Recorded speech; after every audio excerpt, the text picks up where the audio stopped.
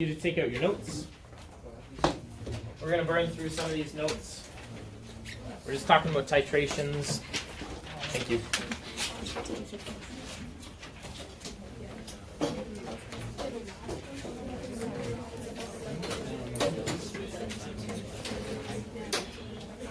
The assignment that I just handed back. Lots of rounding mistakes. People not remembering that, two significant digits on a pH looks totally different from two significant digits on a concentration, right? Or a Ka value or something like that. So just be aware of that. Don't round until the end. Take at least two significant digits extra, through the question until you get to the end, and then you can round properly. So we were talking about titrations. Titrations is the slow addition of a titrant into an analyte. So something you want to add is going to react with something that you have, and you want to find one of their concentrations. That's the point, right? Either you want to find the concentration of the titrant or the concentration of the analyte. Okay, sure, whatever. You're going to get a titration curve, and if I start with an acid and I add a base, you start at a low pH, and then you get a very characteristic rise in your pH. And we can predict the reaction that goes on. And then we talked a little bit about equivalence point versus endpoint. So the endpoint is like the chemical, it's the observable change when the reaction should be done, right?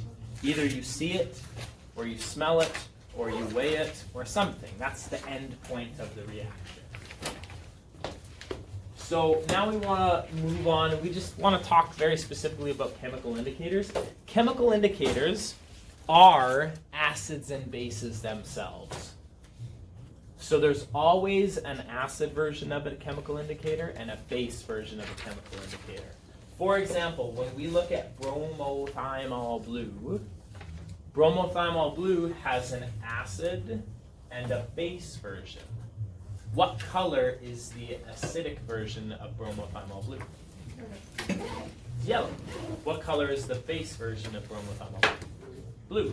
And let's say you had equal amounts of both yellow version and blue version, i.e., neutral, right? Some were acidic and some were basic. What color would the mixture of the two be? Green. It would be green, right? So one version of this molecule is yellow, one version is blue, and if you're within this range, then you've got a certain amount of yellow and a certain amount of blue, and so you're going to get a green mixture, and it just depends on where you are in this pH range. If we had completely acidic version, completely HBV, it would have a Ka of 5 times 10 to the negative 8. So is this a particularly strong acid, or is it a particularly weak acid? Is this Ka huge or small? Small. You could figure out by figuring out where this goes in your table. Have we done that before? Yeah, we took an indicator and kind of stuck it into our table, and we were able to figure out if it was going to be products favored or reactants favored. So let's just write the reaction. We're basically doing a Bronsted-Lowry reaction here. So write the reaction of phenol red as it turns from red to yellow following the addition of a strong acid. When I say strong acid, what does that mean to you? What chemical comes to mind? Not HCl. Hydronium. Oh, good. Why not HCl? It doesn't exist. It immediately turns into hydronium. So hopefully that makes sense. When I say strong acid, I really mean hydronium. Okay, write the reaction of phenol red. What are the two versions of phenol red? Let's take a look in our data booklet.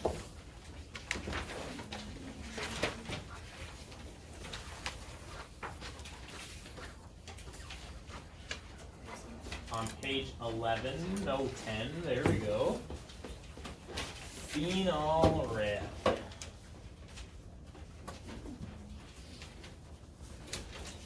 So I see phenol red, and I see HPr and then PR. Hopefully that makes sense. Why do we use PR as the code for phenol red? Sky? When they're naming their base, they don't like to have names of like the same letter arrangements of elements. Yeah. And so how many, I mean, there's two words in phenol red. What's the first letter of the first word? P. What's the first letter of the second word? R. Okay, yeah. So unfortunately, there are, I think, PR, praseodymium, right? Oh, shucks. But whatever, okay? Hopefully it makes sense to you that this is a chemical indicator. Okay, perfect. So which one of these two is more likely to react with hydronium?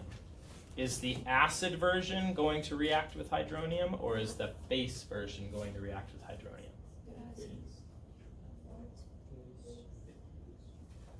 Acids, strong acids, like to react with bases, right? So that's what we're going to do. This is the strongest base present, and then hydronium is our strongest acid present, right? So we're going to get hydronium reacting with the base version, right? And it's turning from red to yellow, so hopefully you're reacting with the red version. PR minus.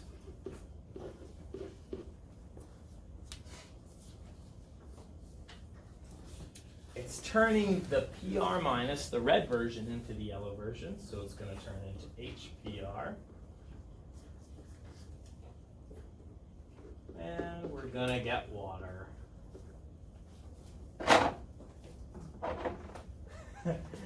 This is a little bit tough now. Is this reaction products favored or reactants favored?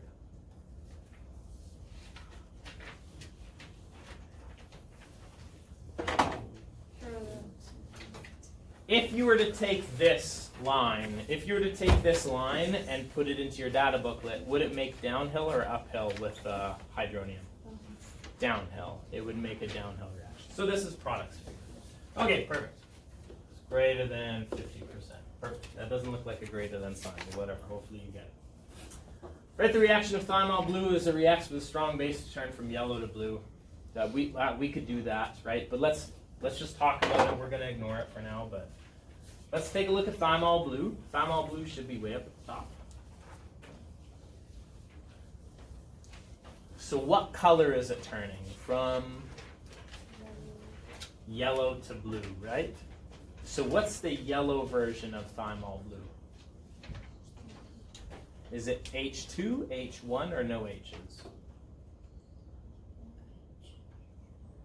It's just H, right? H1. So HTB minus is yellow.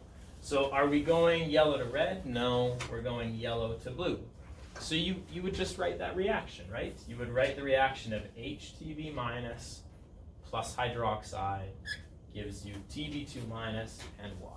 Does that make sense? Does it kind of? All right. Good.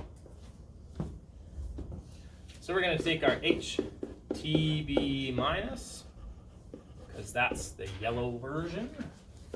And we're adding it with a strong base, right? Strong base should be hydroxide.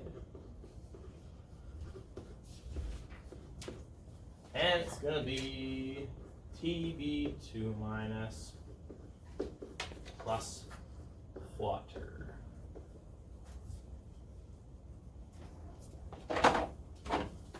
And everything is downhill with hydroxide, so that again, this is going to be greater than 15%. I don't know, just hopefully that makes sense. So we can treat indicators the exact same way we treat every other acid and base, right? We can do Bronsted-Lowry reactions. We can predict greater than or 50 or less than 50%, that kind of thing. Polyprotic, this is review of chemistry 20. We're going to go through this relatively quickly. A polyprotic acid is a substance that can donate more than one, Walton, than one, there we go, perfect. That made it way better. So more than one proton. Let's take a look for a polyprotic acid.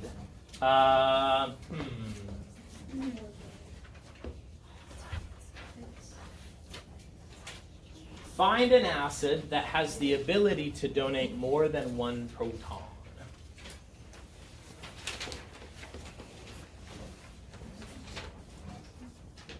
Oxalic acid. What? Oxalic acid. Oxalic acid? Yep. Let's take a look at it. Oxalic acid. Can this thing donate more than one proton? Okay, let's prove it to ourselves. The first hydrogen we lose is the one on the end. It doesn't really matter because they're the same, but whatever. When we react this thing, the first time it loses one hydrogen. Then we'll take that other thing. Let's see if this thing can also act as an acid. So we're going to look for hydrogen oxalate. Can that new product that we just formed, can it also donate an acid? Boom, absolutely. That thing is polyprotic for sure. So, oxalic acid.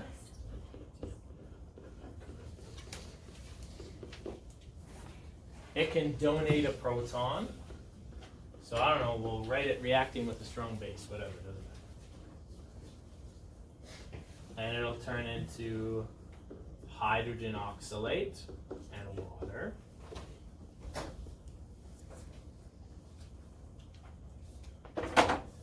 Then we'll take that thing that we just formed, right? This thing that we just formed, and we're going to start with that again. And we're going to see if it can also donate a proton.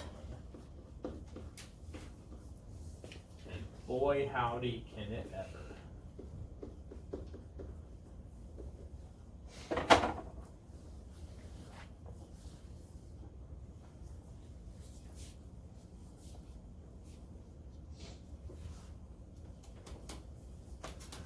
So yes, oxalic acid totally is polyprotic.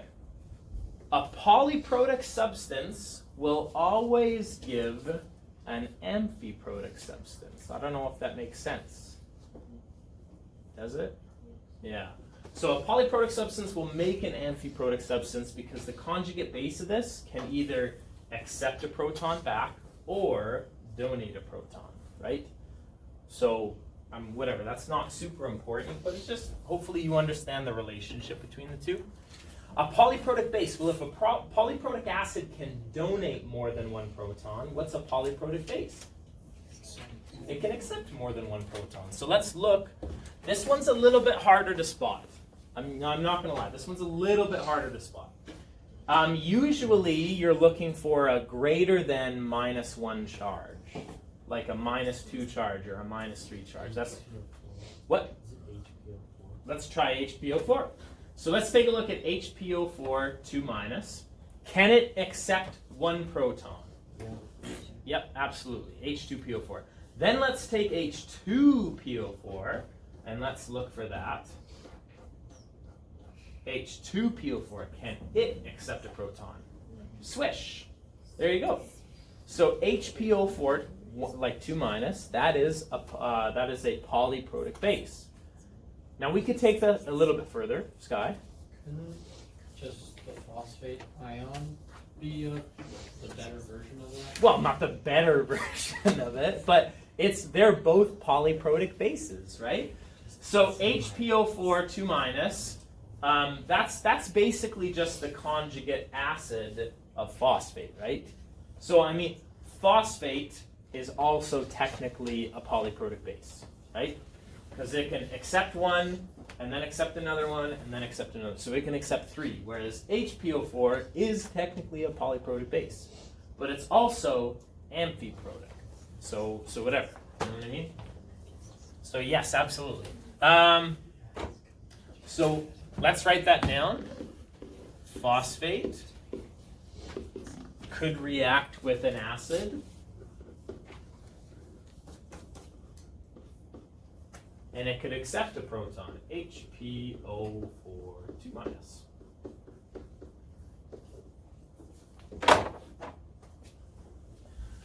Then we'll take that thing that we just made, and we'll see, can it also accept a proton? Well, yes, it can.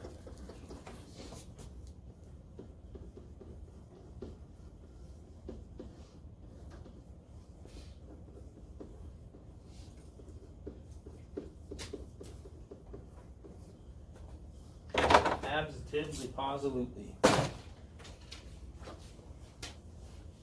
totally gonna trip today, by the way. So just, if I take a nosedive, just everybody ignore it. Does that make sense? Is it pretty easy to spot a polyprotic acid or base? Yes. Okay, now, I want to be very clear. When we talk about polyprotic acids and bases, we really only care about weak acids and weak bases, okay? Because it's the titration curves that we really care about when we look at polyprotic acids and bases. This is what, Sky. When you're saying that, you mean like how the sulfuric acid is technically a polyprotic acid, but Yep. the sulfate ion is not really a polyprotic base because it won't accept 2 because. Correct. Yeah, correct. So that's kind of what I'm getting at here. Let's take a look at the sulfate ion. Everybody just go back to their data booklet, okay? Take a look at sulfate. Can sulfate accept more than 1 proton? Let's take a look. Can sulfate accept 1 proton? Yes. Yes, absolutely. Then let's find this thing. Can it accept a proton? No. What do you mean, why not? Sorry. I'm just bugging you. What are we making here? Oh, yeah. Can this thing exist in water? No. Does this thing exist? So sulfate can turn into hydrogen sulfate. But can hydrogen sulfate turn into sulfuric acid? No, because sulfuric acid doesn't really exist in water. Do you know what I mean?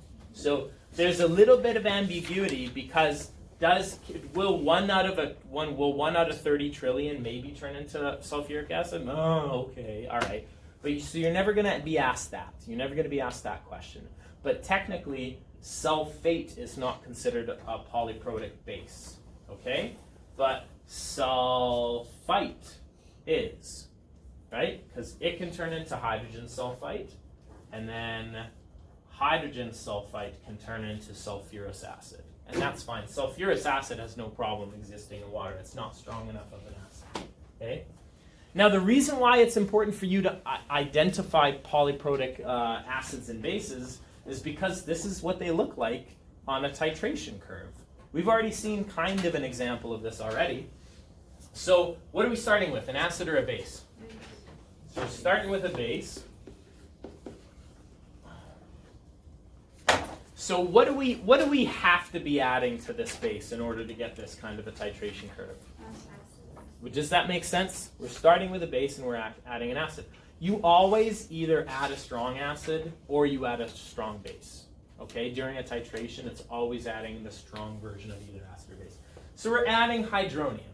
Does it make sense that as you add hydronium, the pH is going to drop slowly over time? Mm-hmm. Yes, okay, perfect. Now, how many equivalence points do you see on here? 2. I see 1 and 2. So I see 2 equivalence points.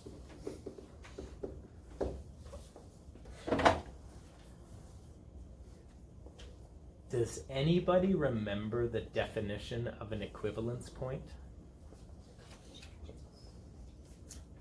We want the endpoint to exist at the equivalence point. Yes, I agree. So you want your color change to occur here and here. I totally agree with that. But the endpoint means just a visual change. Equivalence point means something very specific. Does anybody remember what equivalence point means? Jaden? Where there was like the same amount of base and acid in solution. The same quantity of whatever your analyte is as whatever your titrant is, right? So if you have 30 trillion of this, you want to add 30 trillion of this, right? Yeah, they mean something very specific. So why is there more than one equivalence point? What's happening? What is our base? What is our base able to do here?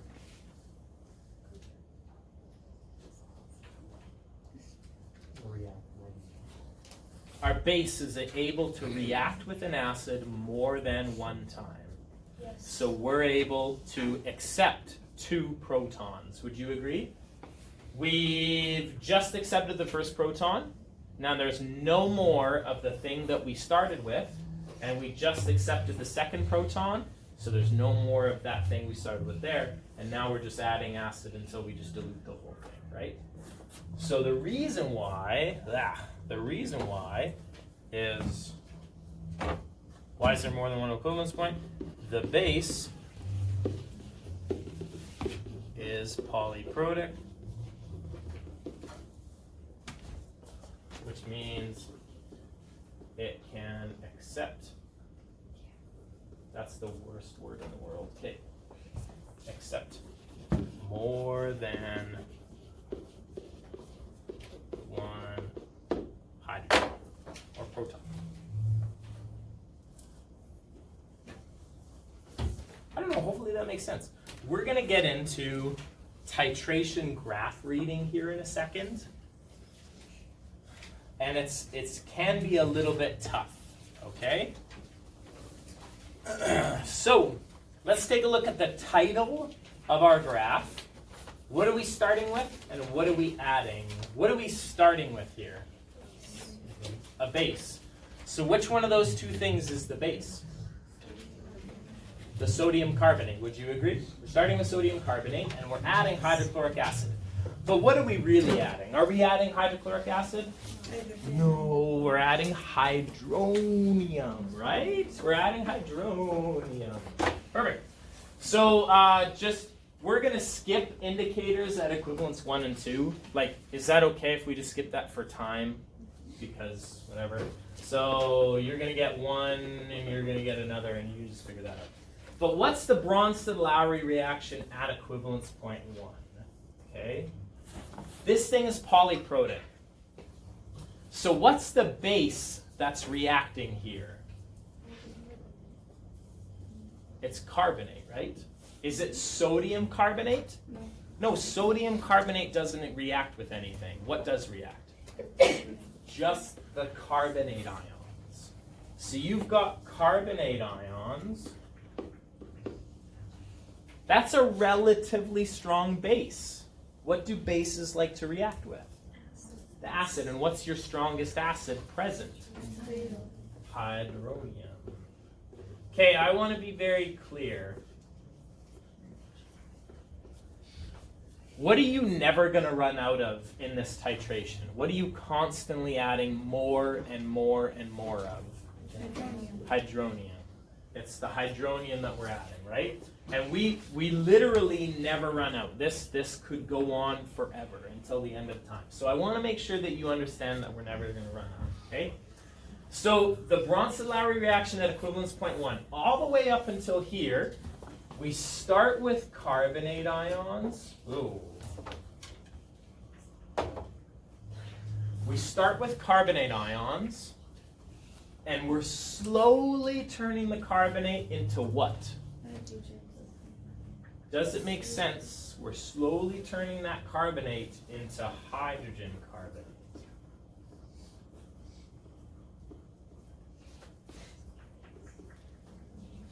So the acid is donating a proton, and we're slowly turning that carbonate into hydrogen carbonate.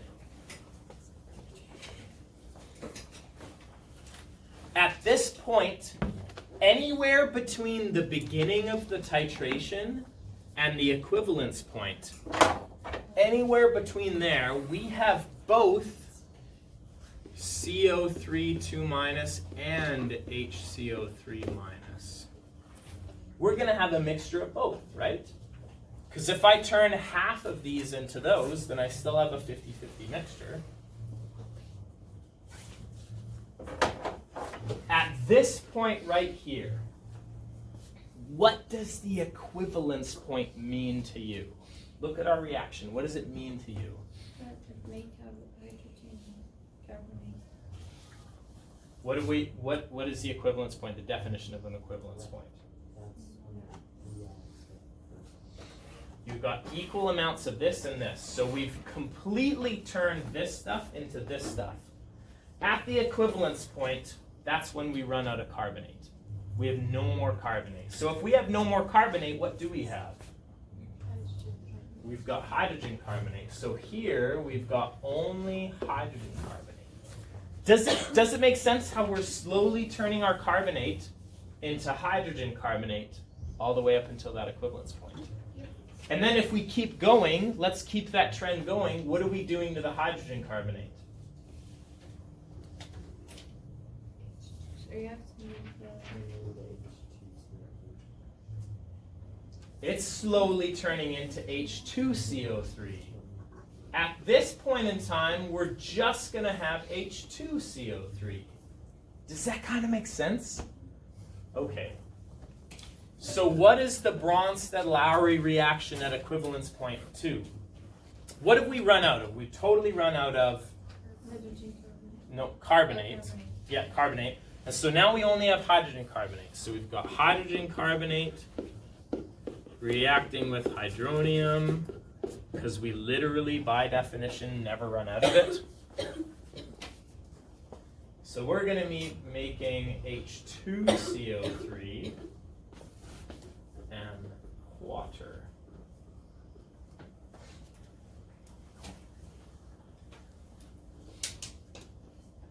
And the overall reaction is if we added up all of this stuff. Do you remember doing net reactions from Chem 20?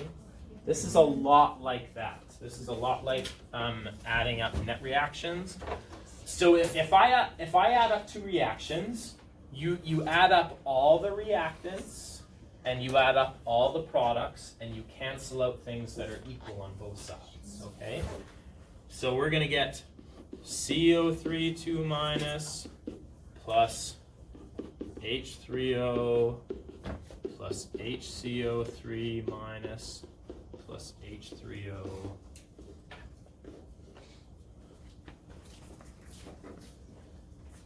Does this make sense? All I did was I just added up all the reactants together when I'm making a net reaction or an overall reaction. And my products, I'm just going to add up all the products together. We're going to make HCO3 plus H2O plus H2CO3 plus H2O. But that's all I'm doing. We're just adding up this and that. Is there anything I can cancel out in my overall reaction? Totally. The hydrogen carbonates, I don't know if you can see this, but it's the same on both sides, so we can just cancel it out. It's like you don't start with it at the beginning and you don't end with it at the end, but you do have some in the middle, okay? So our overall reaction is just going to be CO3 2 minus plus 2 H3Os. Sorry, that looks terrible.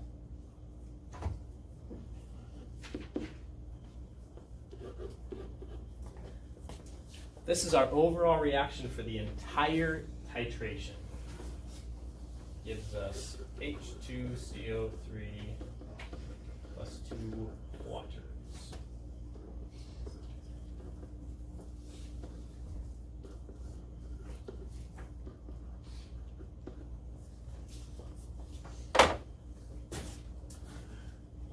Reading a titration and being able to figure out what's present at different points in time throughout the titration is actually really important, okay? So it's going to help us understand buffer mixtures here in a little bit, Jaden. Can you skip the adding of everything by Yeah. taking your initial Totally. reactants? Yeah, but I'm just saying this is the overall reaction for the whole titration, right? Yeah. Okay, perfect. Titrations of weak acids and weak bases. Let's just take a look at this. What are we starting with? We're starting with a base. What base? Would you agree we're starting with the only base that's present, which is ammonia? So up top here, we are just starting with ammonia.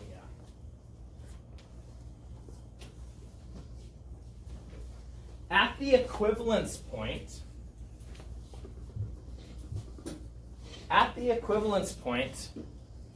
we've completely turned the ammonia into its conjugate whatever. So if we're adding acid, what are we turning ammonia into? Ammonia. Does that kind of make sense? We've completely turned it into ammonia.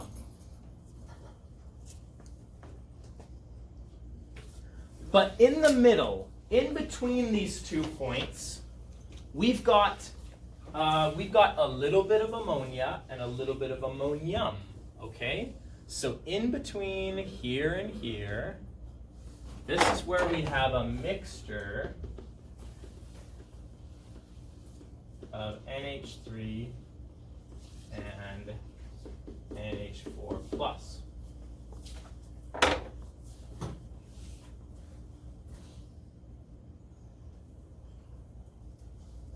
That's going to be really important for us here in a second, okay? Let's write the reaction. Let's write the Bronsted-Lowry reaction for this. Sorry, what are you starting with?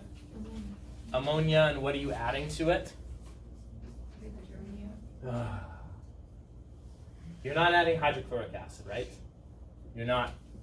It's hydronium. Okay, all right, perfect. So you're starting with NH3, and you're adding hydronium. And so you're going to make ammonium and water. It's the exact same thing that we kind of have represented up there.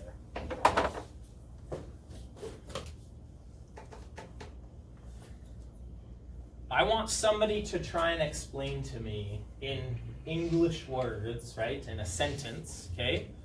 Explain to me why the equivalence point is below 7. Why is the equivalence point for this reaction below 7? Because we make acids not the neutral compound. What are you going to have at equivalence? Do you have any ammonia left over? Do you have any hydronium left over?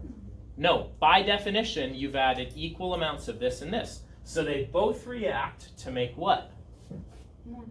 Ammonium. What is this? Acid. It's an acid. Does that make sense? You're making a weak acid. So at the equivalence point, if all we have left is a weak acid, does it make sense that our equivalence point should be below 7? Because that's the only thing that's present. There's literally just ammonium and water and chloride ions. But chloride ions don't. But this, hopefully that kind of explains to you why weak acids or weak bases will have equivalence points that are different than 7. Okay, just really quickly, what are we starting with here? An acid. Which acid? Yeah, you're starting with acetic acid, right? So you got acetic acid down here. You're starting with right here, CH3COOH.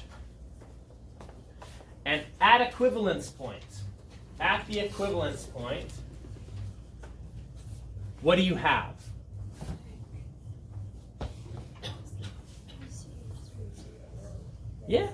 Yeah. You're totally turning this into its conjugate base. So here we only have CH3COO negative. Does it make sense why the equivalence point occurs at a basic pH, an alkaline pH?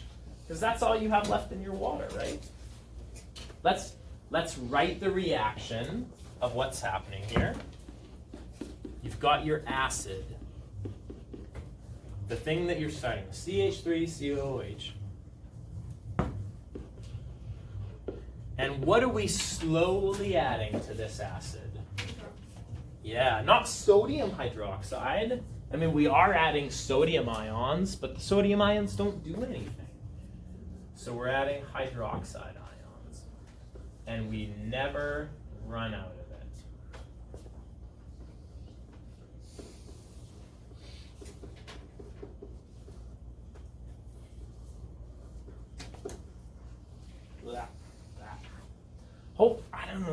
Hopefully that makes sense.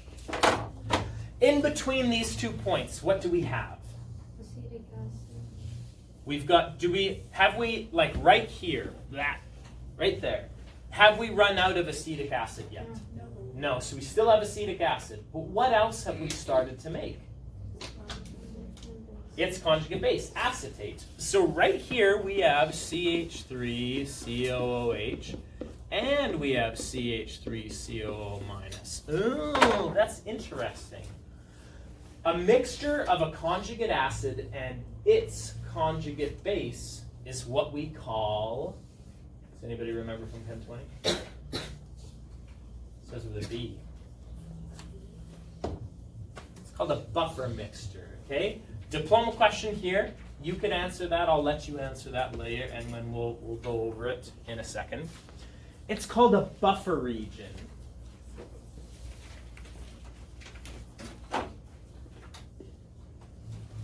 Now, I would love to get into the lab and do a little bit of a lab on buffers, but we kind of we're going to do this pretty quick here. What are we starting with here in this particular graph? We're starting with base, right? Okay, so we've got here, I'm just whatever, A minus. That's our general weak base, right? And here at the equivalence point, what do we have? We've got its conjugate acid, right? So we've got HA. But in the middle,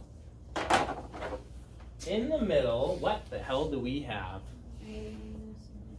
We've got a combination of A minus and HA. And this area is our buffer region.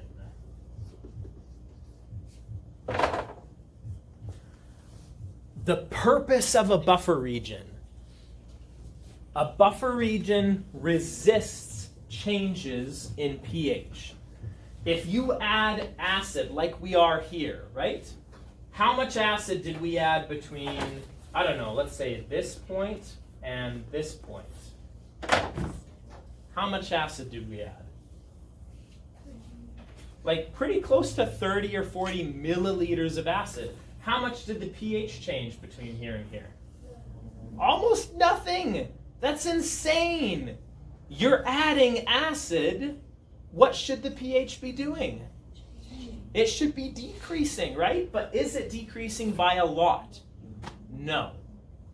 That's interesting. That should blow your mind. I don't know if it is, but that should blow your mind, okay? So let's talk about what kind of substances would make a good buffer mixture, okay? So what substance could we add to a solution of nitrous acid to make a good buffer mixture? It has to be an acid and its conjugate base, okay? Has to be a weak acid and its conjugate weak base. So if we're adding nitrous acid, that's HNO2 aqueous. What do we want in our solution to make a buffer? What's the conjugate of HNO2? NO2 minus, right? So let's add anything that has NO2 minus in it. What kind of substances would have NO2 minus? Sodium nitrate, potassium nitrate, rubidium nitrate, lithium nitrate. Do you know what I mean? Anything with nitrite in it. That's what we're talking about. Add anything with nitrite.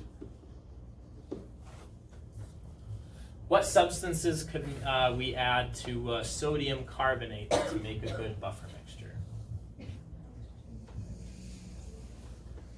Yeah, sodium carbonate. Which one of these things do we actually care about? The carbonate. It's the carbonate that's the base, right? So CO3 2 minus. So let's add anything that's the conjugate of this. What's anything with hydrogen sodium hydrogen carbonate, potassium hydrogen carbonate. You know what I mean? I'm being a broken record right now. Pick another combination that would act as a good buffer, and we're going to talk about it tomorrow. Okay.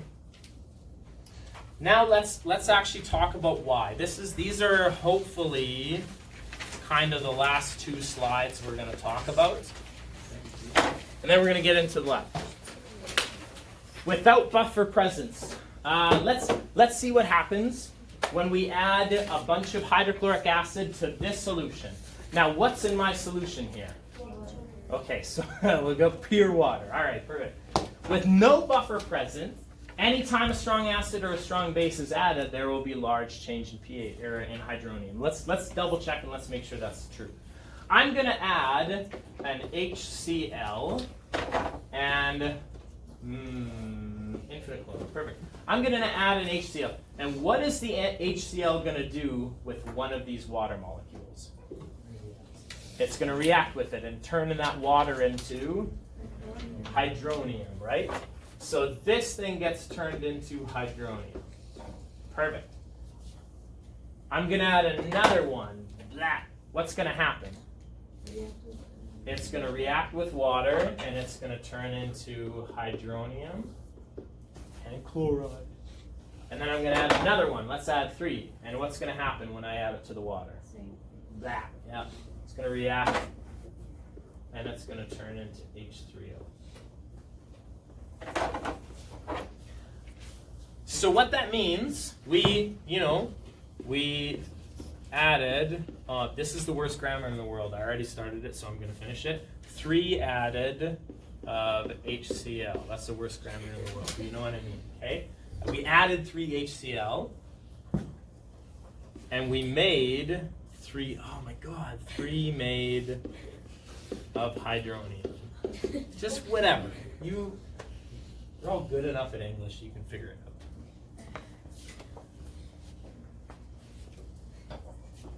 out. So is that gonna represent a big pH change? Yes. Yeah, like almost half of my water molecules turned into hydronium ions. That's insane. That's a huge pH change. Let's see what's going to happen when we have a buffer mixture here. Okay? I'm going to add HCl. Same thing, doing the exact same thing we just did. Infinite chlorine. Here we go. What's going to happen? I'm going to add the HCl, and what's the HCl going to react with?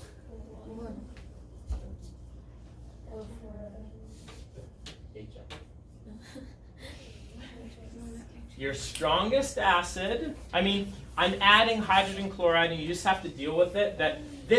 Normally this would turn into hydronium, right? Yeah, boom, okay. But what would the hydronium immediately react with? The strongest base. What's the strongest base present here? The fluoride ions. Would you agree that when I take a look at my list, fluoride ions are a stronger base than water? Yes. Okay. So really, you can think about it as the HCl, instead of reacting with the water, it will react with the water. There's just so much water here, it'll immediately react. But then the hydronium reacts with the fluoride. So it's going to turn the F into what? HF.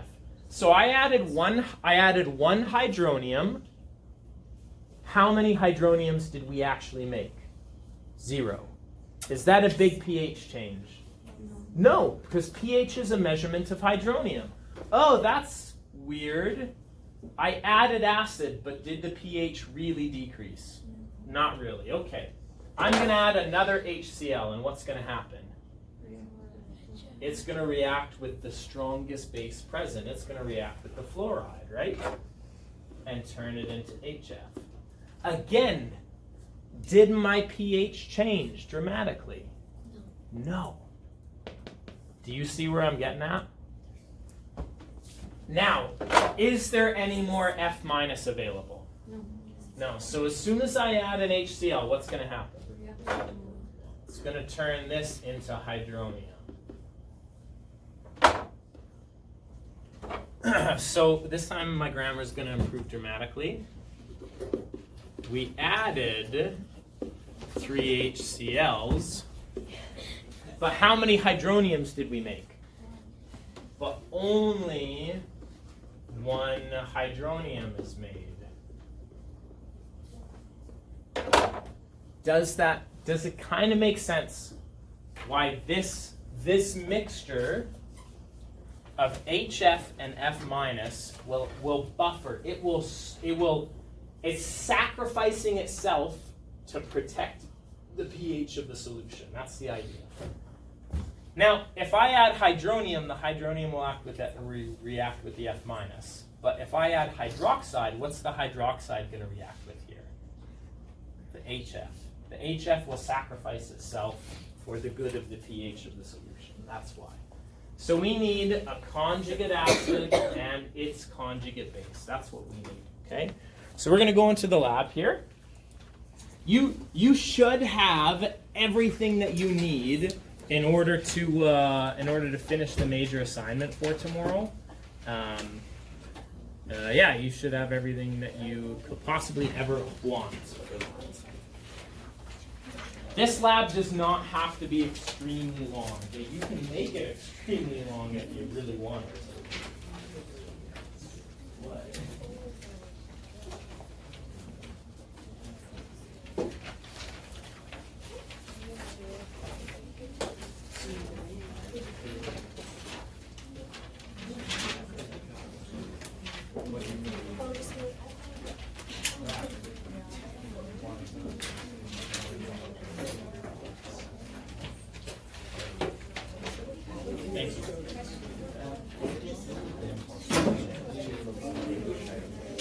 Okay.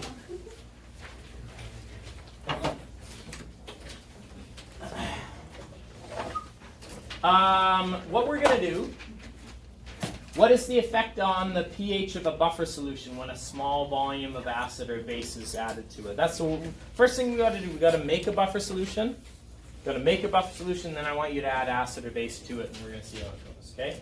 So I want to be very clear. You need 1 beaker of buffer, and you need 1 beaker of sodium chloride solution.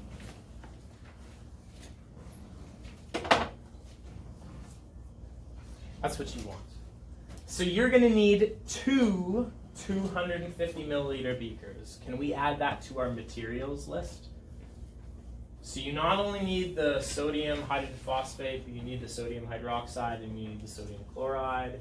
You need a graduated cylinder, a 25 milliliter graduated cylinder. You need a pH probe. And then you need 2 250 milliliter beakers.